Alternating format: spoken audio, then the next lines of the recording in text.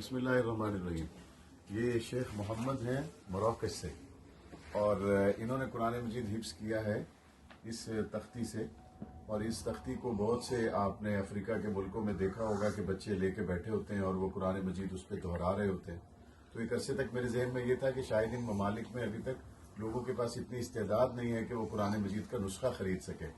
تو شیخ محمد کے ذریعے مجھے پتا چلا کہ بہت سے ایسے مدرسے ہیں جس میں اس تختی پر ہی استاد سبق دیتا ہے، وہ بچہ اس کو لکھ کے آتا ہے، پھر وہ استاد کو سناتا ہے، جب وہ سبق اس کو پختہ ہو جاتا ہے پھر وہ اس کو مٹا دیتا ہے، اگلا سبق اسی تختی پہ لکھتا ہے اور وہ استاد کو سناتا ہے، اور پچھلی جتنی بھی اس نے سب کی منزل سنانی ہے وہ زبانی سناتا ہے، اس پہ کسی قرآن مجید سے دیکھ کے اس کو یاد نہیں کرنا، اس کو زبانی ہی اس کو دہرانا ہے، اس کے حافظے میں ہے۔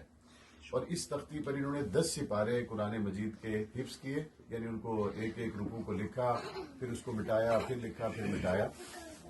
اور ہمارے بھائی جو میرے ساتھ موجود ہیں حضرت محمد عمر فاروق صاحب، انہوں نے مجھے بتایا کہ شیخ محمد کو قرآن مجید جتنا یاد ہے آج کل کے حفاظ اس کا تصور بھی نہیں کر سکتے۔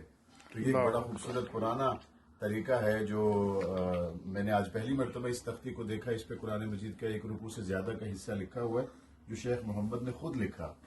تو قرآن مجید کی حفاظت کے لیے اللہ تعالیٰ نے دنیا میں کیسے کیسے انتظام کیے کہ آج کے دور میں بھی بنا نسخے کے حافظے میں قرآن مجید محفوظ ہے۔ اِنَّا نَحْنُ نَزَّلْنَا الذِّكْرَ وَإِنَّا لَهُ لَحَافِظُونَ۔ یہ قرآن مجید سینوں میں محفوظ رہے گا، اللہ کا ذمہ ہے۔ اللہ ہماری نسلوں کو بھی قرآن مجید کے نور سے وابستہ رکھے، اور شیخ محمد کے لیے بہت سی دعائیں ہیں۔ اکرمکم اللہ تعالی فی الدنیا والآخرہ۔ جی ضرور۔